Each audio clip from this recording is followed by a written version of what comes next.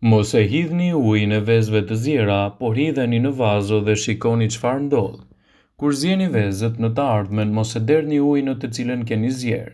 Arsyeja pse ju themi të mos e bëni këtë është sepse ju mund ta përdorni atë për të ujitur lulet.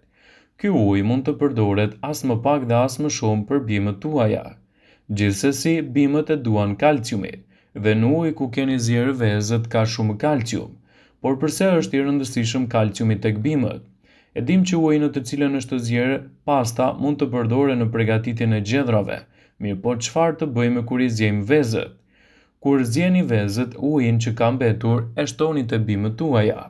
Kalciumi që gjendet tek vezët do të ndihmojë gjithashtu në pasurimin e dheut të luleve ose të bimëve të tjera dhe kështu do të ndihmojë edhe në rritjen më të shëndetshme të tyre.